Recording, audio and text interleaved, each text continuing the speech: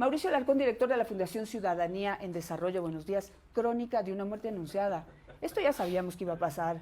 Qué pena que uno sea como adivino, ¿no? Tiene la razón. Tú más que nada, tú viniste a hacer ese análisis aquí, Mauricio. Dale, buen día, un gusto estar aquí con Francisco y un saludo a nuestra audiencia de visionarias y de vis a vis. Crónica de una muerte anunciada. Se anticipó lo que iba a pasar. No solo cuando se creó el Consejo de Participación Ciudadana en la Constitución del 2008, sino incluso cuando en esa consulta popular y referendo de 2018 se implementó la nueva novelería de elegir mediante voto popular a quienes integraron dicho consejo. Incluso algunos de nosotros pusimos una acción de inconstitucionalidad sobre la forma en la que distorsionadamente se hacía la elección, forzándonos, por ejemplo, a elegir un número de hombres, un número de mujeres en papeletas separadas. Se habla tanto de inclusión, pero en ese punto se actuaba de manera discriminatoria. Una acción de inconstitucionalidad que hasta el día de hoy espera iniciar su trámite en la Corte Constitucional 4 años después. Vamos a un nuevo proceso electoral que ya ha sido convocado además sin que este tema se haya resuelto. Una institución que cuando fue creada tenía la intención clara de controlar los procesos de designación de autoridades. Si uno revisa lo que ocurre en nuestra región, en América Latina, la designación de autoridades de control, contralor, procurador o abogado general del Estado, o cuerpos colegiados, se aplica el sistema de pesos y contrapesos entre las distintas funciones. E incluso cuando no se quiere dejar la decisión en manos de actores políticos, entiéndase el Ejecutivo y el Legislativo, se aplica un triple filtro de selección, como sucede en Chile, con una ratificación a cargo de la función judicial en ciertos casos.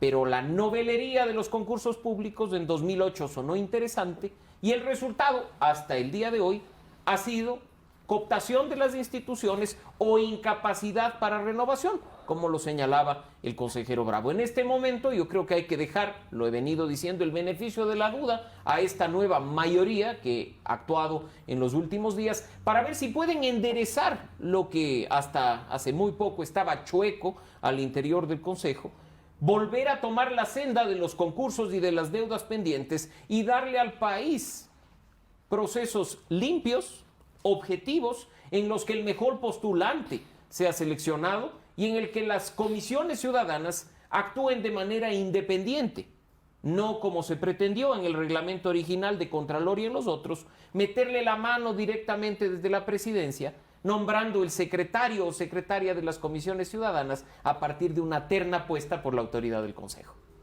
¿En qué momento pierde, y voy contigo primero, Mauricio, en qué momento pierde la mayoría Sofía Almeida? Analicemos también un poquito esos detallitos que ocurren al interior de las instituciones, ¿no? Porque ella venía a Oronda teniendo la mayoría, haciendo lo que le da la gana, hasta que pierde la mayoría. Se le va Ivonne o Ivette Estupiñán. Ivette Estupiñán. Y pues en ese sentido yo no voy a entrar en las polémicas y en los mensajes de WhatsApp y en los audios que incluso han llegado a circular en varios grupos y en redes sociales. Creo y espero que el abandono de Ivette Estupiñán de la mayoría anterior obedezca a un cargo de conciencia respecto de lo que venían haciendo esos 4 consejeros, respecto de la metida de mano a los concursos públicos. Porque que nos vengan a decir que hoy se intenta meter mano a un proceso, cuando ni siquiera se ha leído los reglamentos manoseados para designaciones como las de Contralor, que estuvieron vigentes, que están vigentes hasta este momento, es por demás irresponsable. Creo que el deber que tenemos los ciudadanos, y así lo hicimos desde Ciudadanía y Desarrollo, revisar los reglamentos y ver los errores y mandar propuestas como se hizo, y propuestas que no fueron direccionadas, porque el documento que enviamos y remitimos al Consejo de Participación Ciudadana a finales de 2021 no se le envió ni a Hernán Ulloa, ni a Francisco Bravo, ni María Fernanda Rivadeneira. Se los envió a los 7 consejeros.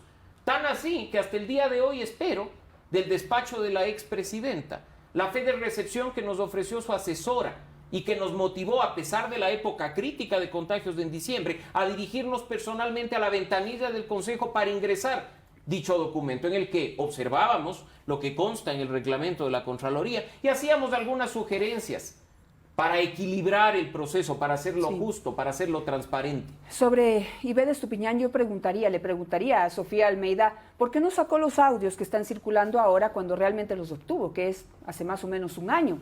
Tuvo a esta consejera a su lado con la amenaza, diría yo, será esa la razón, tal vez la amenazaba de sacar públicamente los audios si se va a la otra mayoría. Y miren lo que sucedió, se cambió de lado y le sacaron los audios. Entonces, si tenían los audios, debía haberla demandado en ese momento por actuar bien o mal en torno al acercamiento a cierto tipo de candidatos para ciertas dignidades y no venir ahora con el cuento de que como se fue a la otra mayoría, entonces ahora sí le saca los audios. Miren cómo se actúa al interior del Consejo de Participación Ciudadana. Pero vamos con el tema de la elección de Contralor. Digamos, hay varias elecciones pendientes, Francisco, se podría decir que muy poco es lo que han hecho y lo que han hecho está cuestionado.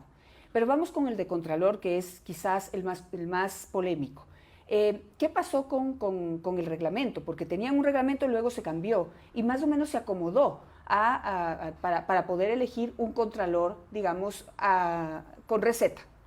Sí, efectivamente, cuando se creó una comisión técnica para elaborar el reglamento para la designación del Contralor General del Estado, estábamos los 7 consejeros con un delegado por cada uno de nosotros, para así conformar un reglamento que sea consensuado. Y después de esa preaprobación, nosotros, la propia presidenta del Consejo de Participación Ciudadana, presentó una moción para que este reglamento sea socializado.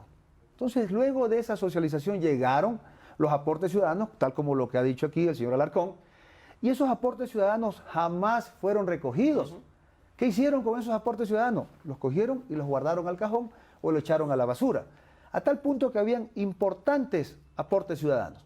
¿Pero qué hicieron? Dijeron, no, lo que nosotros hemos recibido aquí es que hemos suspendido la prueba práctica, porque eso es discrecional. Entonces jamás se les respondió a los ciudadanos motivadamente, como dice la Constitución de la República, diciéndole, mire señor, su aporte ciudadano es inconstitucional, es ilegal, es discriminatorio, por lo tanto, aquí está la notificación, muchas gracias, su aporte no nos ha servido. En cuanto al reglamento, el reglamento que aprobaron, le meten directamente la mano al concurso, es decir, toman por asalto al concurso. El artículo 9 del reglamento que ellos aprobaron dice claramente, atribuciones del Pleno del Consejo de Participación Ciudadana y Control Social. Son atribuciones en el proceso de selección y designación de la primera autoridad de la Contraloría General del Estado, lo siguiente. Y mire dónde pone literal, F, designar al secretario de la Comisión Ciudadana de Selección de una terna presentada por la presidenta del Consejo de Participación Ciudadana y Control Social, la misma que estará integrada de forma paritaria por funcionarios de la nómina institucional que acrediten formación profesional en Derecho. Esta es la metida de mano al concurso. ¿Cuál es el poder del secretario dentro de la Comisión Ciudadana? ¿Quién maneja la información? ¿Quién maneja el banco de preguntas? ¿Quién maneja todos los documentos donde pueden allí poner documentos o sacar documentos? Es decir, aquí se está violentando la imparcialidad que debe de tener la Comisión Ciudadana de Selección. Aquí pone la señora Almeida a su delegado para que tenga el control. ¿Cómo debería ser? ¿Quién debería elegir al secretario? La propia comisión, que se coopten de la propia comisión y digan, señores, nosotros nombramos un secretario.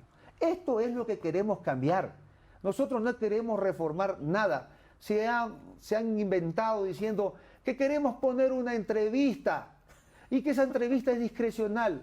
No, señores, nosotros lo que queremos es primero reformar esto, sacar a quien esté al frente de la presidencia de la Comisión Ciudadana de Selección. Y luego, lo que queremos es que sí, haya un caso práctico donde se supone que quien postula a ser Contralor General del Estado tiene que resolver un caso práctico. Esto se da cuando se designa un fiscal, esto se da en los concursos de jueces, en los concursos de notario, esto se da en todos lados. Claro, y que no sea con la trampita de que te dan las preguntas con anticipado, entonces ya puedes Pero responderlas es que y no esa trampa puedes está probar. vigente, Claro, Janet, por eso. porque es uno de los puntos que hemos venido reclamando y que presentamos en el escrito de finales de 2021. Recuerda tú cuando manipulaban los procesos que una de las grandes críticas de la ciudadanía era que a cada participante, al más puro estilo del examen para obtener la licencia, se le da un banco de preguntas con las respuestas, porque son preguntas de opción múltiple. Entonces uno se convierte en memorista. pregunta, respuesta, va y da el examen. ¿Por qué entregarle por anticipado al postulante un banco de preguntas con las respuestas cuando eso ya ha sido cuestionado? Eso hay que cambiar en el reglamento. Ese tipo de disposiciones que además direccionan y le dan más peso a la evaluación a un postulante por haber sido funcionario público, que por haberse dedicado a la academia o al servicio profesional independiente. ¿No dijimos que cuando hay un concurso todos entraban en igualdad de condiciones? ¿Por qué un año en el servicio público pesa más que un año de academia? ¿Por qué un título de alguien ejerciendo en el servicio público pesa más que un título de alguien ejerciendo actividades académicas?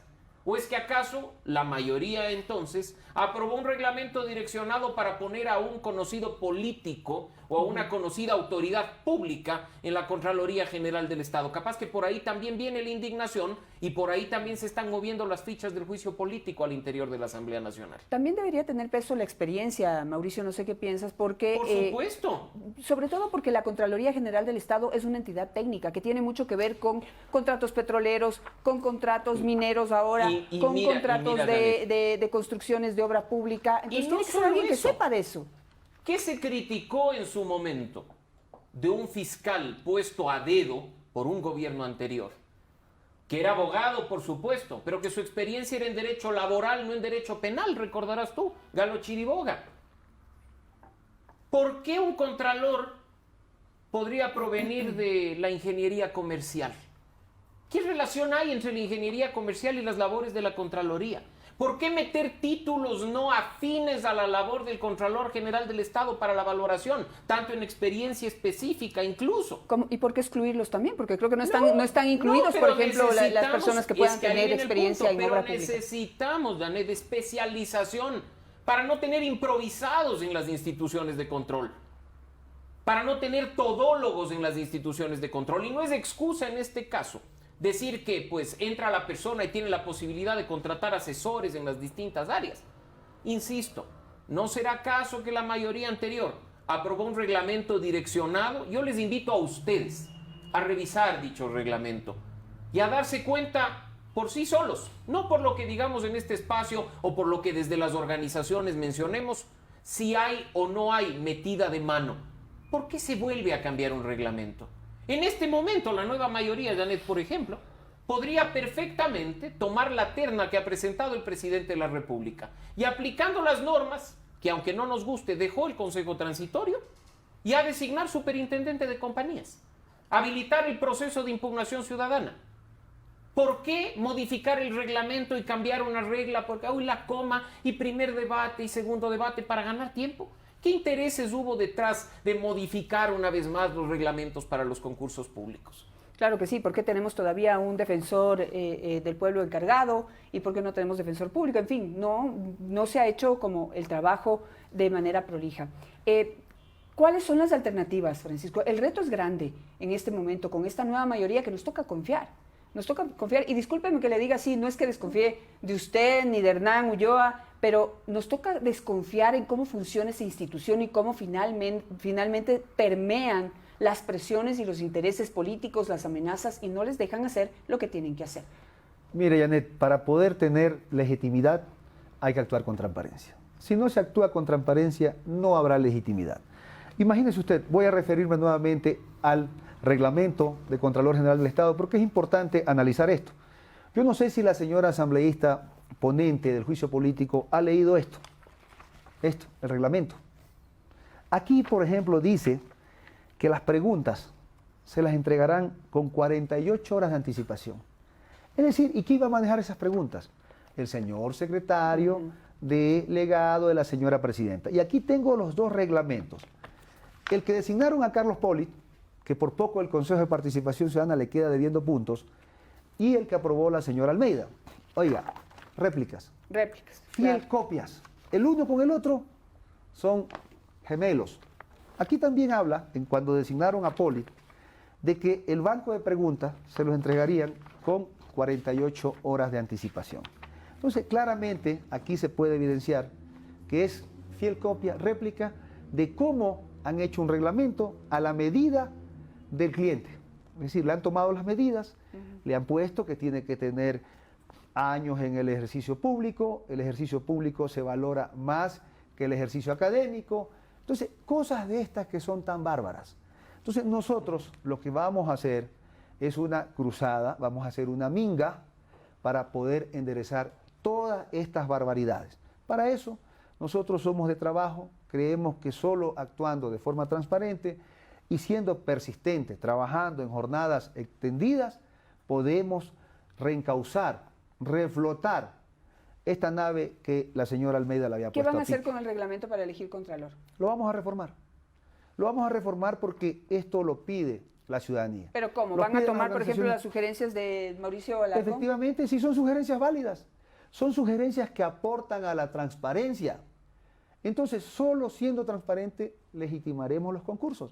Imagínense ustedes, 2 denuncias presentadas por el señor Guido Egas. Él es coordinador de la Veeduría Ciudadana para designar al Contralor, porque no le permitieron acceder a la revisión de la información. El señor Gallo, que es el señor asesor de la señora Sofía Almeida, con formación académica bachiller. Y no es que estoy en contra de los bachilleres, no, de ninguna manera. Pero los bachilleres tienen que hacer el trabajo para el cual se han formado. Es el coordinador de la comisión para elaborar este reglamento. Y cuando el señor doctor Hugo Icaza, quien fue coordinador jurídico del Consejo de Participación Ciudadana, renuncia al cargo, él hace una carta donde señala todo este tipo de anomalías, de quienes estaban armando los reglamentos. Por eso que los reglamentos se elaboraban, se reformaban, lo acomodaban, lo retaseaban de forma vergonzante.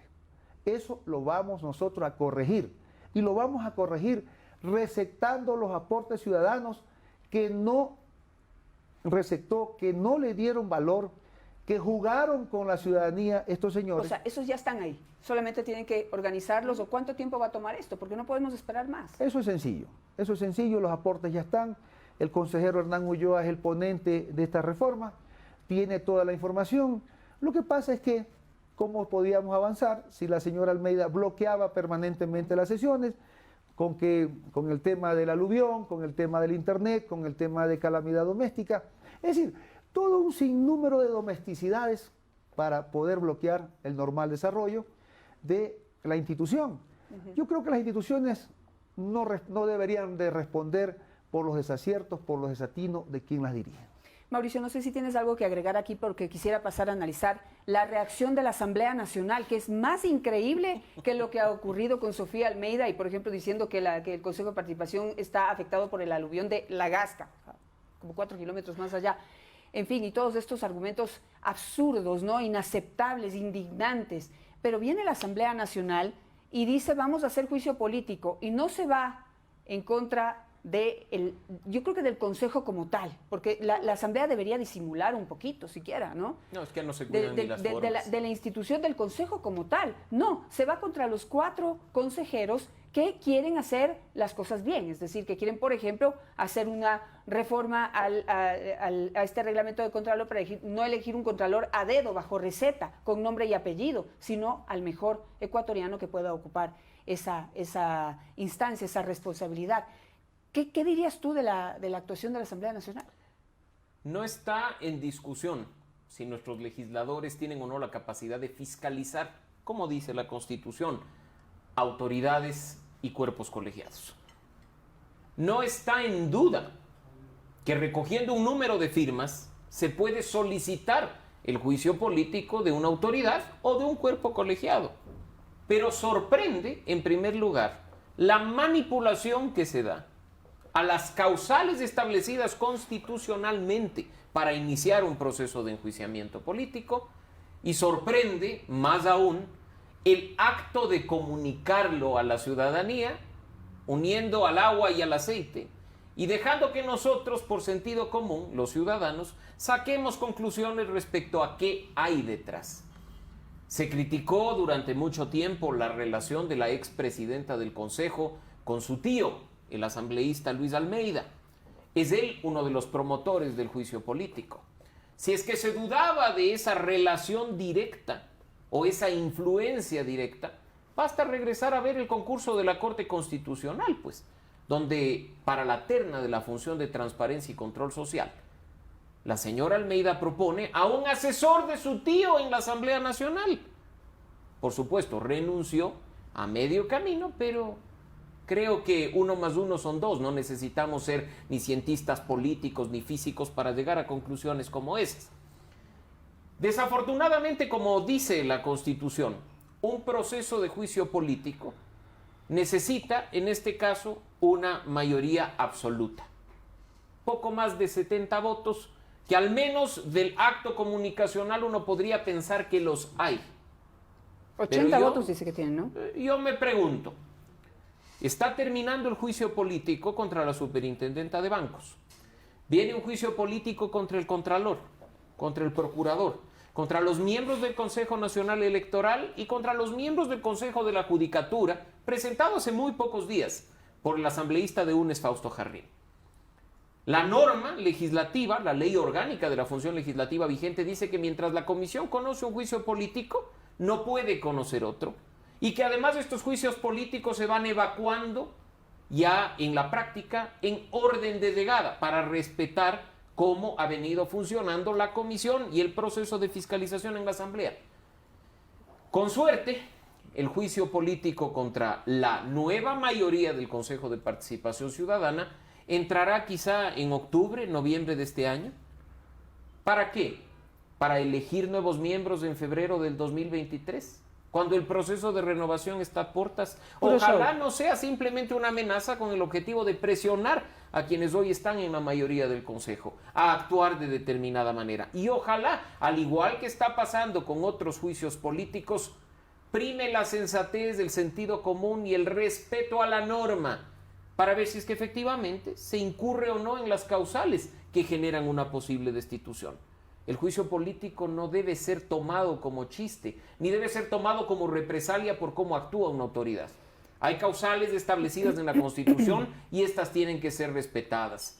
La credibilidad y la confianza de los ecuatorianos en la Asamblea Nacional ya está bastante mermada como para seguirla reduciendo. Corrígeme, Mauricio, si me estoy equivocando, pero venía escuchándole cuando venía acá a Visionarias al señor Maita, me parece que es... Ángel Salvador Maita, asambleísta de Pachacuti. Asambleísta de Pachacuti, que decía que, le preguntaba a la periodista que por qué está solamente enjuiciando a 4 de los 7 miembros del Consejo de Participación Ciudadana. Decía que es que solamente le ha llegado causales en contra de esos 4. Que en contra de los otros 3 no le ha llegado nada. Entonces, como no le ha llegado nada, el juicio político va en contra de los 4. Y la pobre periodista pues trataba de argumentar, pero si por este lado esto, no, eso no me ha llegado. Entonces, Dios mío, es ya indignante. Tal vez, ¿será que creen que no nos damos cuenta? Yo no sé. No creo que nos crean tontos. Yo creo que saben que somos inteligentes. Saben que la ciudadanía no come cuentos, pero no nos olvidemos que los asambleístas apenas están iniciando funciones. Son 8 meses de 4 años y ven todavía distante su proceso de salida. Y quizá incluso estén haciendo esto con el objetivo de acarrear votos por una candidatura seccional o para quedar bien con sus patronos. No lo sabemos. Lo cierto es que la irresponsabilidad de utilizar a discreción el proceso de enjuiciamiento político en la Asamblea seguirá afectando su credibilidad y su confianza.